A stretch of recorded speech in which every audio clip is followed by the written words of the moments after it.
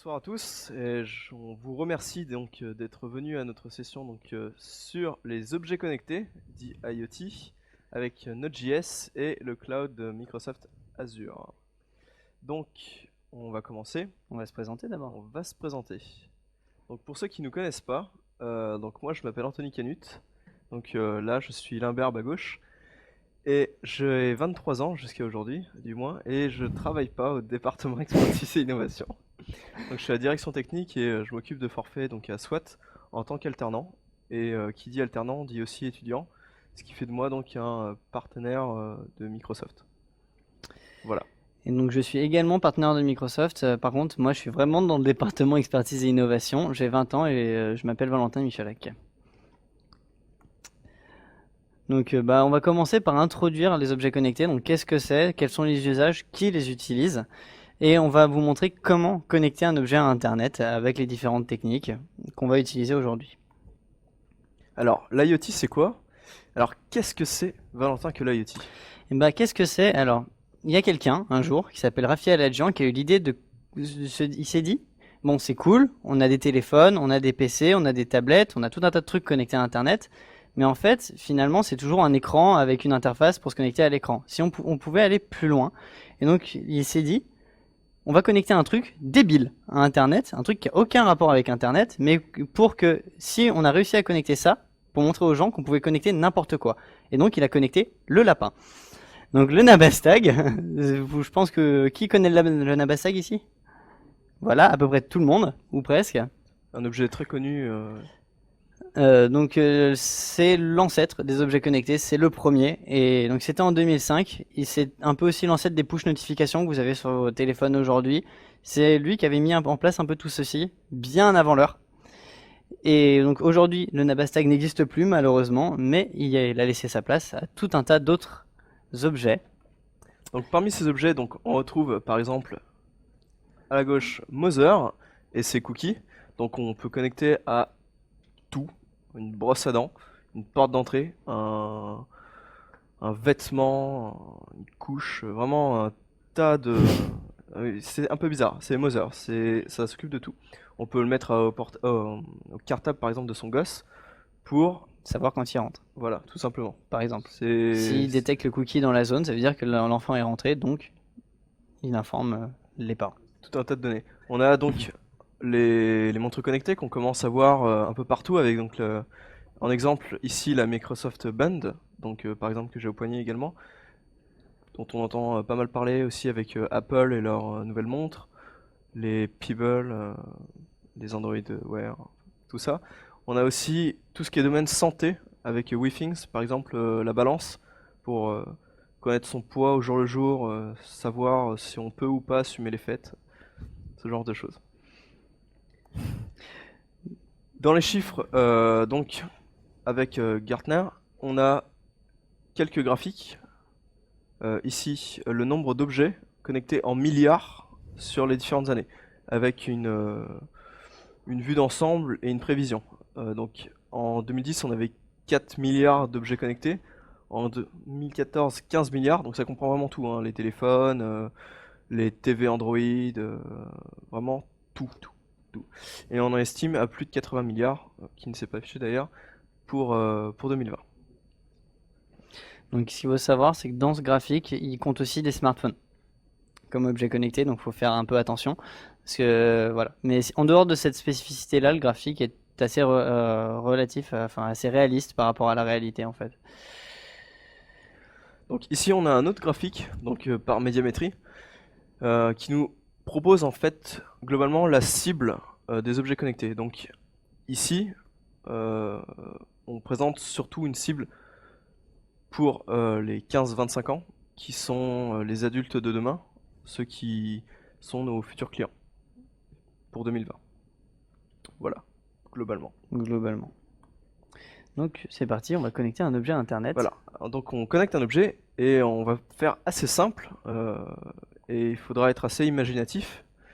Donc nous allons connecter un cochon, donc par exemple celui qui est sur la table. Alors on va pas connecter celui-ci. Parce que la carte elle rentre pas dedans en fait. Voilà, parce Elle est un peu que trop grosse. nous on a une très grosse carte et on a un très petit cochon.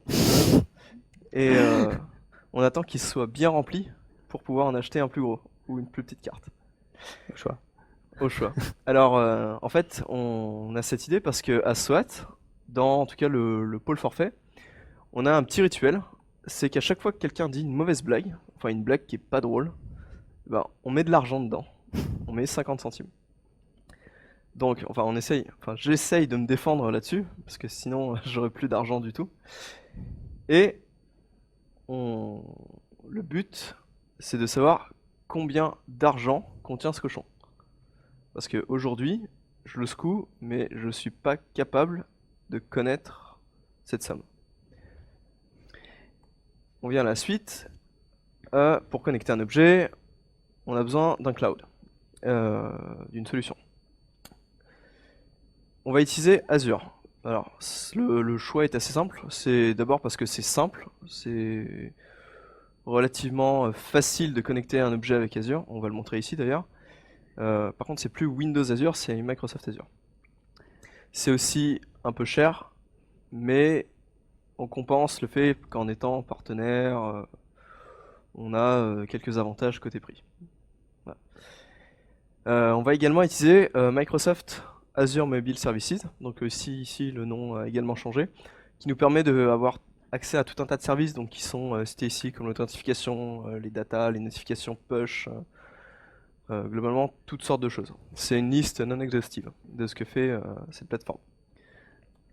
Voilà. Côté back-end, donc on a une partie, en fait, tout le back-end a été fait en JavaScript jusque-là, et il y a quelques mois, ils ont rajouté le .NET, donc la possibilité donc, de gérer son back-end en .NET.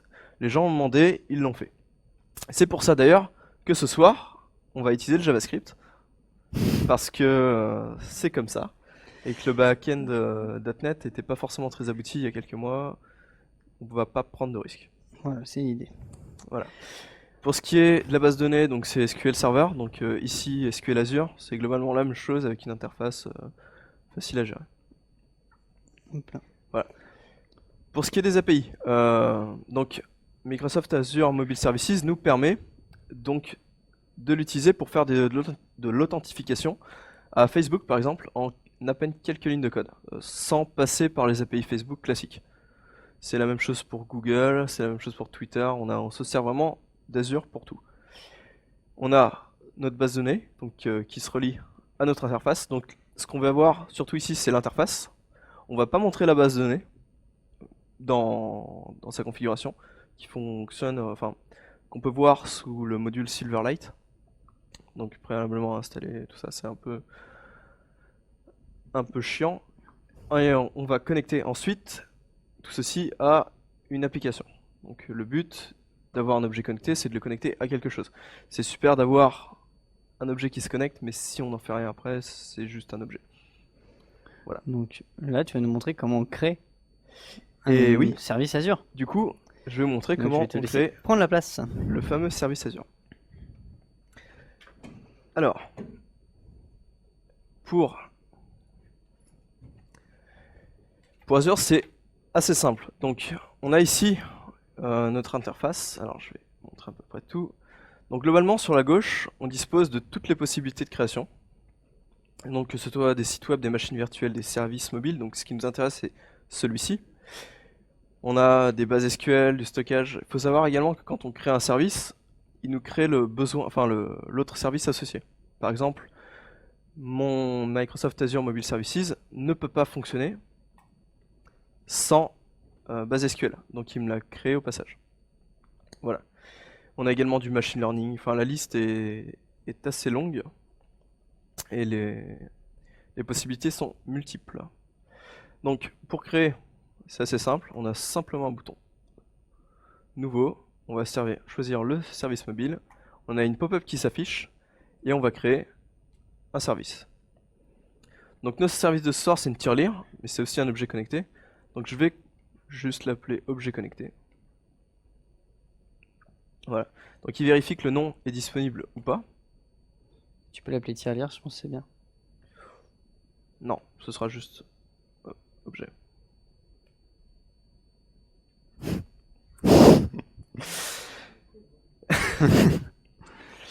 Donc, je crée mon objet. Il me dit que l'adresse est valide. Donc, il faut savoir qu'on ne peut pas créer une infinité de services si l'adresse est déjà prise. C'est assez simple jusque-là. On va le mettre en Europe pour que ce soit plus rapide. Ici, on a notre backend, donc .NET et JavaScript. Donc, on prend notre préféré. Non, JavaScript. On va activer les notifications push pour la suite. Ici, il me charge les possibilités donc d'espace de nom. J'en crée un, je pourrais en choisir déjà un existant, que je vais appeler simplement tirelire. Et je vais créer... Je crois que tu lui as dit d'utiliser une base en avant. Ouais, donc je vais créer d'abord ma propre base de SQL. Voilà, désolé. Du coup, je crée mon objet tirelire. J'ai une base objet connecté. Faut que tu choisisses ton serveur. En effet, je crée un nouveau serveur et je vais l'appeler tirelire. Ce sera très bien avec un mot de passe très compliqué. Tirelire. Voilà. Donc pendant que l'objet se crée, on va que le service se crée, ça va prendre quelques minutes.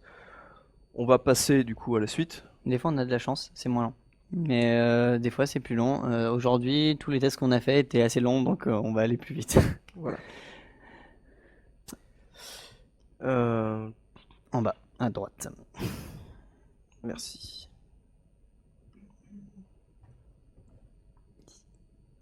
À côté. Oui. Bon, c'est pas grave. Donc passe à la slide d'après. Et donc on va utiliser une carte pour connecter notre objet. Donc on a notre tirelire, c'est cool, mais on va devoir rajouter quelque chose pour la rendre intelligente. Donc ici on va utiliser une Intel Galileo. Quoi t'as fait? C'est ma faute, j'ai mal lu. Bon. Voilà. Donc on va utiliser une Intel Galileo pour connecter le cochon à Internet. Donc qu'est-ce que c'est la Intel Galileo? C'est une carte avec un processeur Atom X86. Donc pourquoi on utilise cette carte là plutôt qu'un Raspberry ou autre? C'est qu'elle a l'avantage donc d'être full x86, donc c'est vraiment une architecture d'ordinateur classique. On va pouvoir mettre un système d'exploitation classique dessus, et surtout il y a des librairies qui existent pour travailler avec qui sont très utiles, qu'on va vous présenter aujourd'hui. Donc nous, on va tourner avec un Linux. Donc c'est une librairie, enfin une distribution spécifique de Linux qui s'appelle Yocto. Pourquoi Yocto? Parce que c'est une version spécifique pour l'embarquer. Donc en fait, elle est très très minime. Elle fait 18 mégas au téléchargement, donc ça vous donne une idée. Elle est tellement minime qu'il n'y a même pas le manuel dedans. Il n'y a pas d'éditeur de texte, il n'y a rien. Donc si vous voulez mettre un éditeur de texte, faut l'importer, faut le compiler dessus. C'est pas délirant. Au début, c'est un peu, faut réussir à faire ses marques, mais après, ça va très très vite. Donc, le problème qu'on a sur ces cartes-là, en fait, c'est qu'on a des entrées-sorties Arduino classiques, sauf que on a une table de correspondance faite dans le système. Les entrées-sorties, elles sont pas équivalentes. En fait, les numéros sont pas les mêmes que les entrées Arduino. Par exemple, vous pouvez voir tout en haut du tableau, le IO0, c'est égal à l'entrée-sortie 50 sur le Linux. Ce qui peut vite, je change de slide, ce qui peut vite proposer un petit problème. Et donc notre code ressemble très très rapidement à ça. Donc pour régler le problème, il y a Intel qui propose une solution qui s'appelle la lib MRAA. Donc c'est une librairie qui est disponible sur GitHub, qui est open source et qui permet de faire des connexions en C++C directement avec la carte. Donc qui fait toutes les entrées-sorties, qui va tout gérer elle à votre place. Donc cette librairie, elle est aussi compatible avec la Edison, donc c'est la toute petite carte de chez Intel, la génération 1 et 2 de la Galileo, et aussi avec les processeurs ARM, depuis peu la Raspberry, la première génération, pas la deuxième génération encore, et ça va arriver. Donc vu que c'est une librairie C++, après ils ont pu faire des wrappers pour gérer d'autres langages de programmation, donc du Python, du Node.js. Pourquoi avant la 0.12 ? Qui fait du Node.js ici? Personne? D'accord, ok.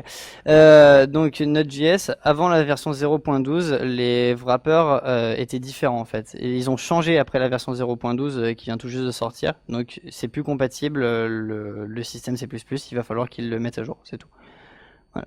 Donc tu peux passer Bah, c'est le slide. Donc là, c'est nickel, on a tout ce qu'il faut. Change de slide. Donc, on a une carte Intel Galileo, on a un Linux, on a notre librairie qui nous fait nos connexions avec la carte, et on a notre JS. Donc c'est parti, on va pouvoir coder sur la carte directement. Mais on a un problème, c'est Azure. Azure, eh ben, pour faire des requêtes dessus, il nous demande que tout soit absolument encodé en UTF-8. Bon, ça jusque-là, ça paraît pas délirant. Par contre, il demande de rajouter un header avec la clé d'application à l'intérieur pour pouvoir communiquer avec lui. Donc si on le sait pas, on peut perdre quelques heures à essayer de faire des communications avec lui en suivant les tutoriels parce que c'est marqué nulle part, à part sur un Stack Overflow au fin fond d'internet. Donc c'est la chose à savoir quand vous voulez communiquer avec Azure et que vous codez votre propre librairie, c'est qu'il faut rajouter les headers sur chacune de vos communications. Alors pour faire ça, on s'est dit c'est un peu pénible, on n'a pas envie de le faire à chaque fois, on n'a pas envie de recoder nos requêtes, donc on a fait une librairie qui est disponible sur le GitHub de SOAT. Donc vous allez sur le GitHub SOAT Group et vous allez pouvoir télécharger la librairie qu'on va vous utiliser juste après pour se connecter à Azure, et faire les envois dans les tables et tout. Donc maintenant c'est parti, c'est l'heure de coder en espérant que Azure est prêt, c'est bon. Donc Azure est prêt. Donc moi je vais terminer du coup ma partie. Je vais aller donc dans mon service mobile nouvellement créé. Donc si d'ailleurs je vais dans la liste de mes services, je vais finir par trouver hop ma tirelire quelque Tout en bas. part. Non, là, l'objet connecté, qui a donc créé un service associé, la base de données SQL. Voilà, qu'on peut consulter au besoin. Je vais aller dans mes données et ajouter une table puisque j'en ai aucune de base. Voilà. Puis, pour pas trop me compliquer la vie, je vais pas chercher à mettre une clé, à protéger l'objet connecté. Je vais juste faire quelque chose de bien sale. Et je vais créer une tirelire. Donc la création, elle est beaucoup plus rapide, elle est beaucoup plus simple. Et tout passe par des clics. Donc Azure, c'est pas très compliqué jusque-là. Voilà. Une fois la table créée, je vais aller dessus. Elle est toujours en train de se créer. Ok. En fait. C'est bon. Merci. Donc une fois la table créée, je peux parcourir donc les données qui sont enregistrées dedans. Donc pour l'instant aucune que je peux rajouter à la main d'ici. Je peux gérer mes scripts d'insertion, mes colonnes et bien sûr les autorisations que j'ai setées juste avant. Donc ce qui m'intéresse, c'est d'abord de mettre une colonne. On a fait un truc un peu impropre pour le moment. On va juste mettre en fait un booléen statut pour savoir si quelqu'un a mis une pièce et pour savoir combien il y aura d'argent dans le cochon.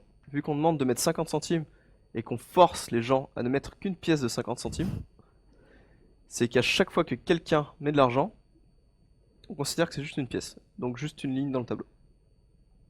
Voilà, c'est pas très propre, mais c'est la solution. C'est la solution simple pour aller vite, on va dire. Voilà, donc j'ai rajouté ma ligne et du coup je vais laisser Valentin faire la suite pour gérer les scripts. Donc en JS.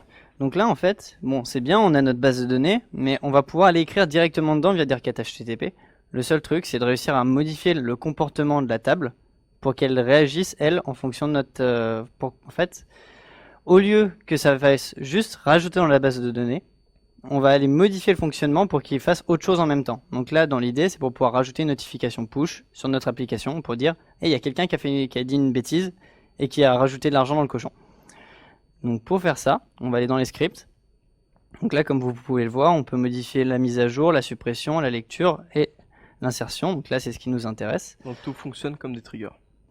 Hop là. Et en JavaScript pour et faire, donc, pour aller plus vite, je vais faire un beau copier-coller et je vais vous expliquer le code. Donc ici, donc Azure Mobile Services, il utilise le MPNS, donc c'est le Microsoft Push Notification Services. Donc le MPNS oblige à utiliser un certain format pour envoyer les notifications. Donc ce format, c'est un XML qui est assez simple, c'est assez documenté, il faut juste savoir comment le formuler. Donc là, en gros, ce que je lui ai dit, c'est que je vais faire une notification de type toast avec le template text toast1 et avec le texte quelqu'un a incrémenté la tirelire. Voilà, donc quelque chose d'assez simple.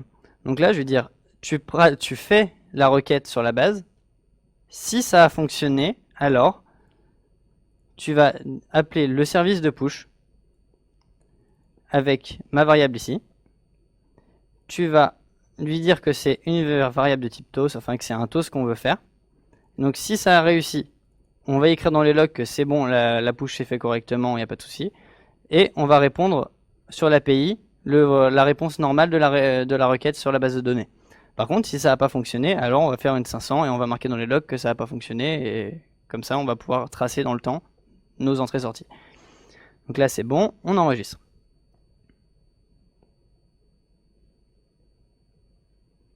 Voilà, c'est bon, c'est enregistré. Donc là, on a fait notre modification, on peut rajouter des informations sur la table, mais on aimerait aussi, et surtout, réussir à modifier réussir à savoir combien il y a d'argent dans le cochon.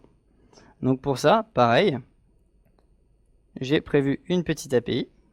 Donc, on va l'appeler getTotal. Mon clavier est en QWERTY. Voilà. Donc on va mettre aussi, bon là on a juste besoin de la lecture, donc on va mettre la lecture pour tout le monde. Création de l'API, ça prend son temps.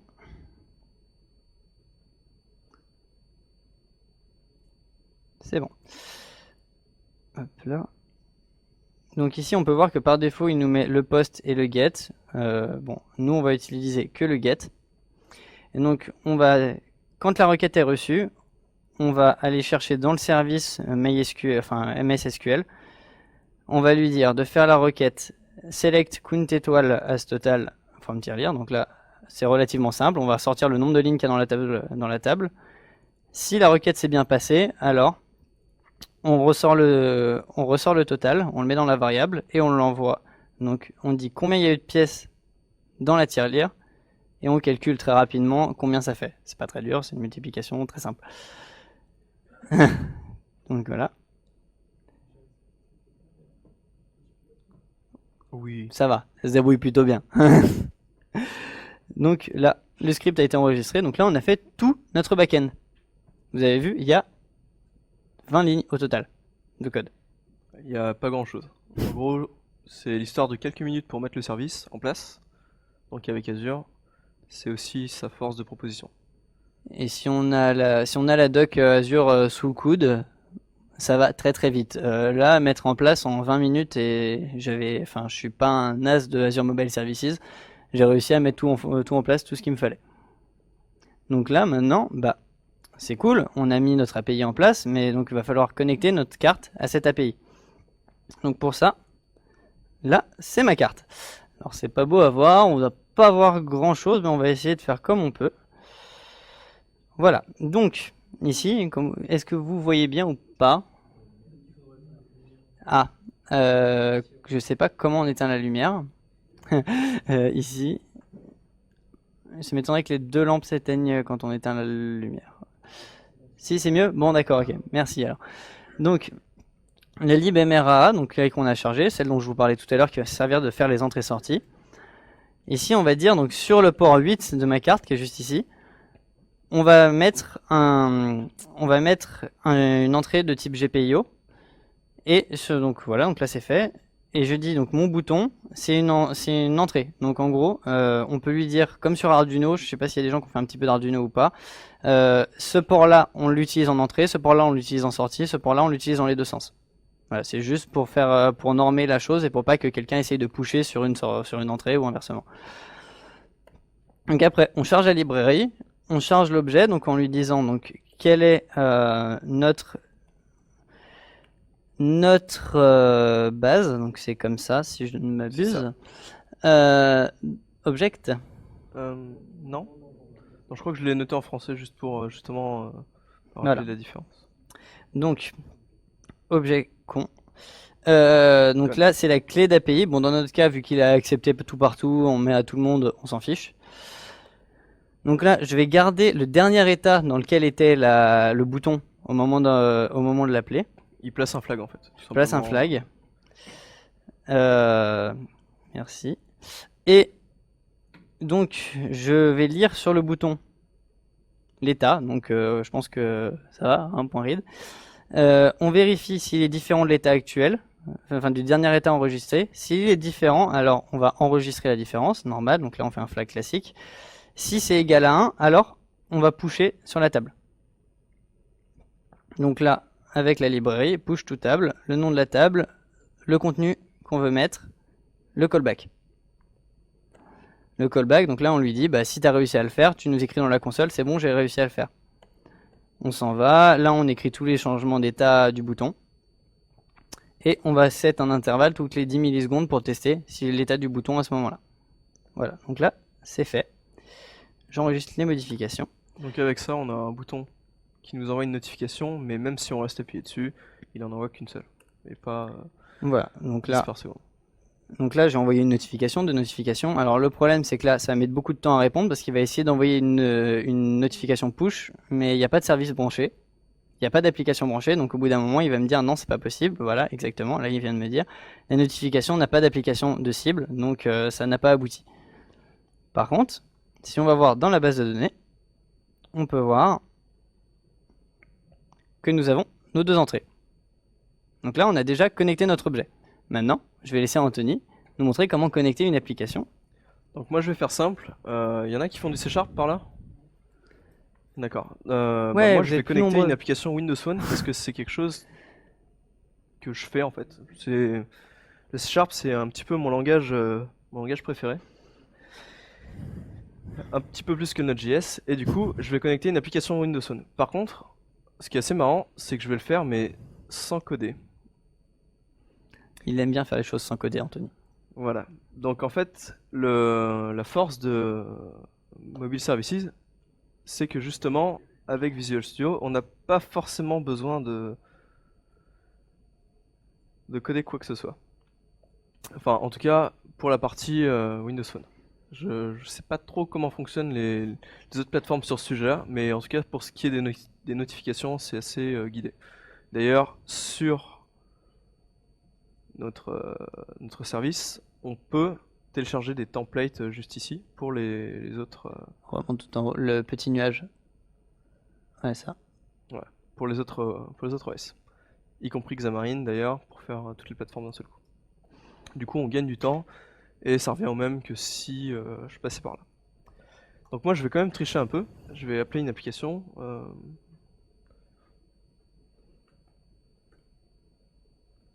Hop. Ça devrait pas être trop long. Voilà. Donc je crée une simple application. Je vais faire ça pour Windows Phone. Je pourrais très bien le faire pour Windows 8. C'est exactement pareil. Donc pour cela, je vais déjà mettre en projet de démarrage. Hop.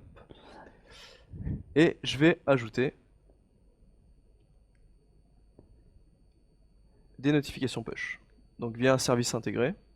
C'est assez facile. Je vais me connecter sur un compte.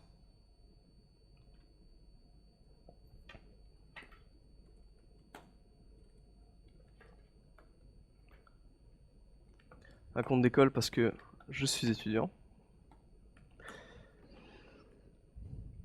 En espérant qu'il ne me demande pas un mail ou...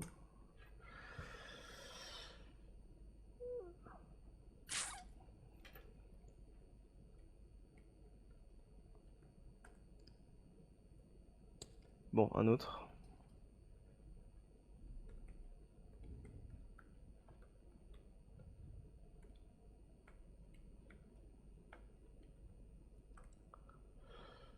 Voilà. Donc je m'envoie un SMS. Le compte qui va vérifier. Comme d'habitude, les comptes développeurs ils demandent de la double authentification. Donc Voilà, comme c'est pas notre PC, tout ça, il a besoin de vérifier. Donc je m'envoie un message. Je récupère le code qu'il m'a envoyé.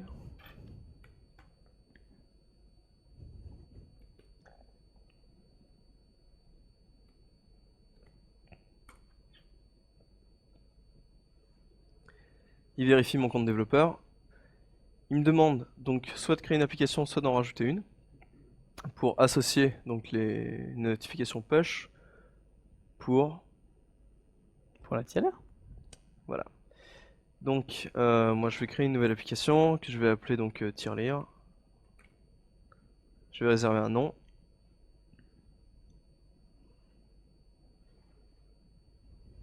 Il y a de grandes chances qu'il soit déjà pris. Et non. Voilà, donc je choisis tirelire. Je récupère donc mon service Azure, donc normalement je suis déjà connecté, ça devrait fonctionner.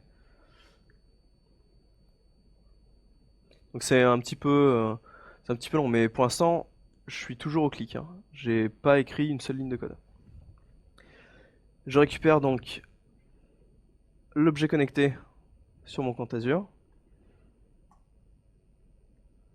Terminé. Là, sur la droite, à cet endroit-là, il va rajouter quelques fichiers. Voilà. Il rajoute un service. Donc le push register. Donc il est en train d'écrire, il rajoute des références. Il écrit également dans l'app.xaml.cs pour ajouter les références et les credentials de la base.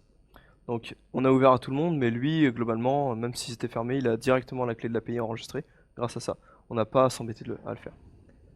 Donc, d'ailleurs, si je vais voir dessus, il l'a rajouté ici, hop. Et il appelle ma base à cet endroit. Voilà. Et donc le push register, qui est là. Donc il y a deux lignes. Il y en a une qui sert à faire un test et qui va écrire une nouvelle table que j'efface. Et l'autre qui va récupérer en fait une notification, donc celle que m'envoie Valentin, pour mon application. Donc du coup j'ai juste à lancer l'application donc sur mon téléphone, qui est juste ici. Et ça va fonctionner. Bon, par contre, à savoir qu'il faut un compte Microsoft enregistré sur le téléphone et qu'il faut prévoir par exemple que si la personne n'a pas internet, ça crache. Si la personne n'a pas un compte valide de Microsoft, ça crache aussi. Donc faut bien gérer de ce côté-là. Faut bien faire ses try catch et tout ce qui va bien. Sinon on peut attendre, enfin on peut chercher très très longtemps. Pourquoi? Voilà. Donc là, juste en lançant l'application, donc sans faire une once de design ou de code par moi-même, j'ai lancé un service de notification. Ouais, donc il a bien fonctionné. sûr, une notification. Donc là on a connecté notre tirelire. Si quelqu'un rajoute une pièce, ça va appuyer sur le bouton et ça envoie sur son téléphone l'information. C'est pas mal. Voilà. Jusqu'à là, ça va. Donc, on peut faire mieux. Et d'ailleurs, on va faire mieux. Après avoir connecté donc notre téléphone avec les API et les notifications push, on va connecter une bande.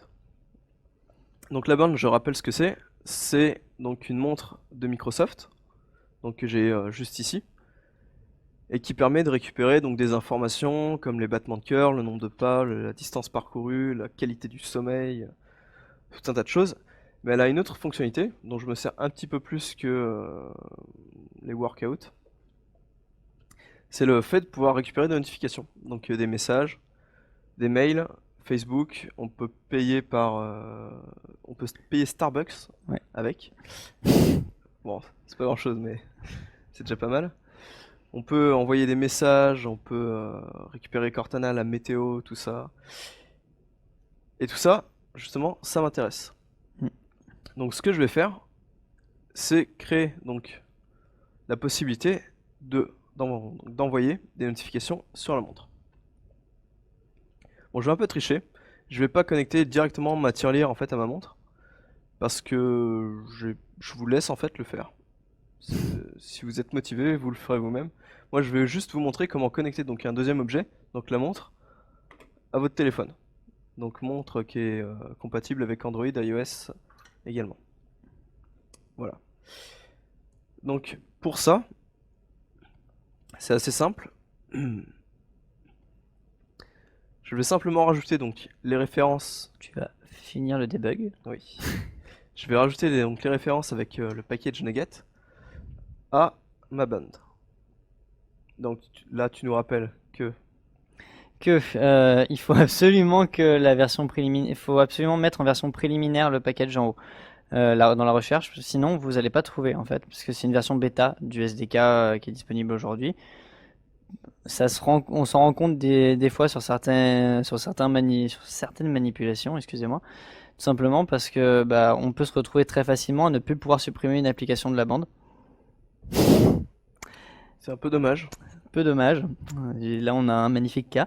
En fait, le seul truc, c'est que vous allez le voir, on utilise un GUID unique. Il faut bien prendre soin de l'enregistrer pour pouvoir le réutiliser après, sinon vous pouvez plus supprimer votre application. Votre application est identifiée avec un GUID sur la bande. Si vous n'êtes pas capable de la garder, bah, c'est dommage, vous pouvez plus la supprimer. Donc, d'ailleurs, c'est un cas que j'ai déjà ici, Mhm. puisque j'ai fait planter Ce qu'on a testé. mon application. Donc, on va récupérer donc, le SDK de la bande. Donc, pour ça, donc, tout simplement le package Nugget avec la recherche en version préliminaire, donc les bêtas. On accepte simplement, hop, on a référencé et c'est fini. Pour ce qui est du design, on va faire quelque chose de simple. D'ailleurs, je vais même aller plus vite. Tu vas charger un autre projet. Je vais charger un autre projet en fait qui a déjà été fait. Je vais Super designé d'ailleurs. expliquer donc les méthodes. Donc on a justement nos références band qui sont déjà installées dessus. On a un design approximatif. Donc pour installer donc l'application sur la bande, il faut savoir que Microsoft ne donne pas la possibilité d'installer n'importe quoi sur sa montre. C'est juste une tuile qui va recevoir des messages. D'ailleurs, c'est tout ce qu'on peut faire, c'est envoyer un message, envoyer une notification et envoyer une vibration. Et on peut aussi, dans l'autre sens, récupérer des informations depuis la montre. C'est Voilà. là où le SDK est le plus intéressant si vous voulez vraiment vous amuser avec. C'est-à-dire récupérer le rythme cardiaque, récupérer l'ensoleillement, récupérer toutes les données qui sont dans la montre accessibles en fait. Voilà. Donc, pour ce qui est du code, donc on génère un GUID, donc un numéro unique pour notre tuile, pour qu'elle apparaisse et qu'elle soit pas en conflit avec les autres. On a un premier bouton, donc si on retourne dans le design, pour installer donc la tuile sur la bande, pour pouvoir interagir avec. Si on n'installe pas de tuile, on n'interagit pas avec la bande. C'est la règle de base, c'est qu'on peut même pas en fait récupérer de données si celle-ci est pas installée. Donc c'est le gros frein. Mm. Le nombre de tuiles également sur la montre est limité. Ça veut dire que si on essaye d'installer une tuile alors qu'on a le nombre maximum atteint, ça crache. Donc pareil, try catch et on regarde l'exception, mais c'est assez problématique et aussi on peut se retrouver très vite coincé à chercher pendant longtemps d'où ça vient, parce que c'est pas marqué dans la documentation qu'il y a un nombre limité de tuiles. Ouais. On s'en rend compte trop tard. C'est les petites surprises. Mais globalement, c'est rien de méchant. Donc on nomme notre tuile, on lui donne une icône. On n'a pas mis d'icône. Non, on a fait deux magnifiques bitmaps dans le code vide. Donc faut faire deux images, une petite de 24 par 24 pixels pour les icônes, en fait pour les notifications, pour tout ça, et l'icône de l'application c'est une 46 par 46.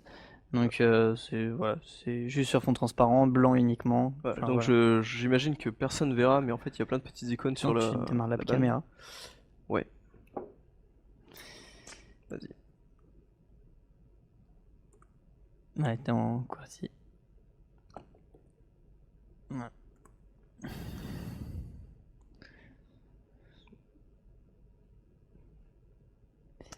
On voit ta tête. Ouais. Voilà. Donc je dispose ici. Hein. Je dispose ici donc donc de la bande avec mes tuiles. Donc c'est un petit peu inversé, je pense. Ouais, et c'est un petit peu brillant aussi. Ah, c'est dommage. Donc on verra pas grand chose, mais faut imaginer en fait qu'il y a des petits logos blancs en fait sur chaque. Ah, peut-être comme ça. Voilà, donc il y a des petits logos blancs sur chacune d'elles. Les logos qui sont un petit peu plus brillants, ça correspond à celles qui ont déjà une notif, donc vous pouvez pas les voir comme ça. Donc on a une série de messages qu'on peut lire, donc et faire défiler de bas en haut. On a aussi d'autres fonctionnalités assez sympas de la bande, c'est de faire défiler un texte en lecture rapide. Globalement, à peu près toutes les applications qu'on met dedans le feront. c'est intégré de base, ça fait partie de la bande. Donc voilà. Donc pour interagir avec la bande, on n'a pas de câble non plus. On n'installe pas directement une appli sur la bande. En fait, on installe une appli sur le téléphone qui va installer une appli sur la bande. C'est Et l'application sur la bande est dépendante de l'application sur le téléphone. Si demain vous désinstallez l'application sur votre téléphone, quand vous allez synchroniser votre bande avec votre téléphone, l'application sur la bande va disparaître.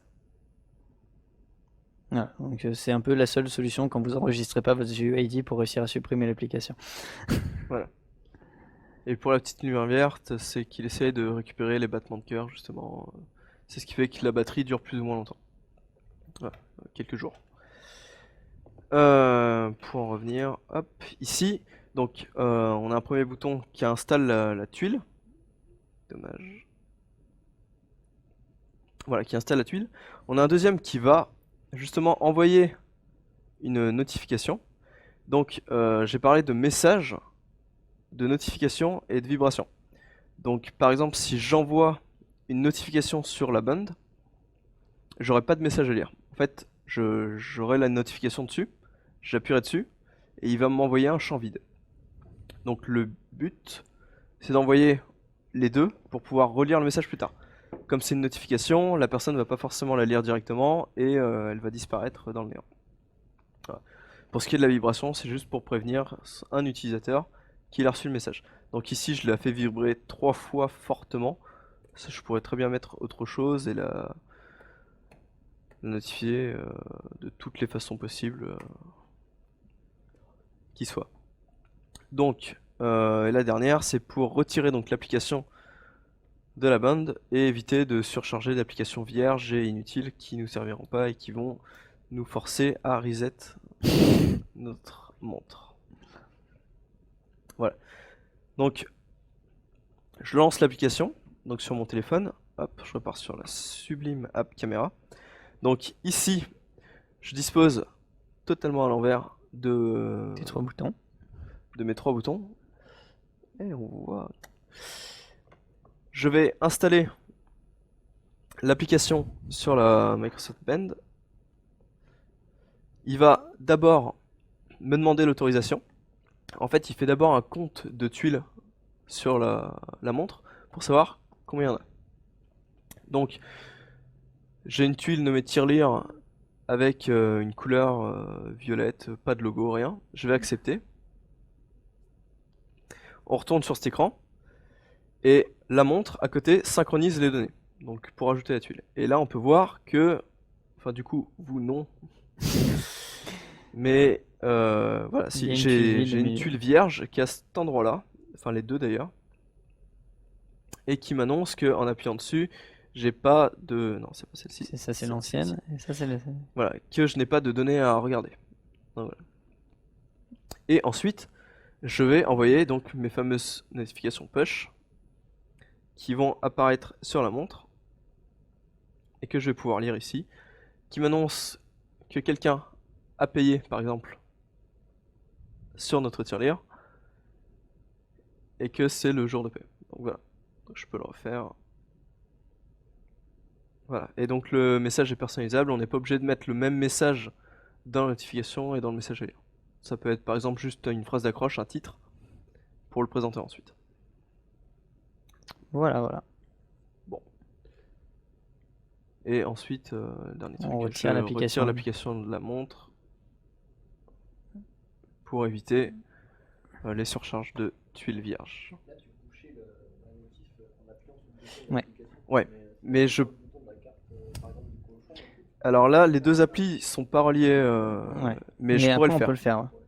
Je pourrais le faire. Je pourrais dire qu'à chaque fois que je reçois une notification, je veux que celle-ci m'envoie une notification ici. C'est globalement ce que fait Facebook, les SMS, tout ce qu'a fait Microsoft, et Exactement. qui sont très bien.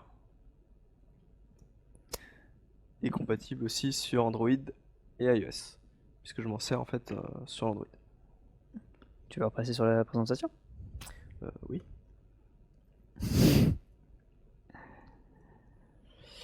Voilà. Donc là, c'est ce qu'on vient de faire. Donc, est-ce que vous avez des questions, que ce soit sur la partie création de la tirelire, carte, Azure, sur la montre? On peut y répondre. C'était un peu rapide. Oui.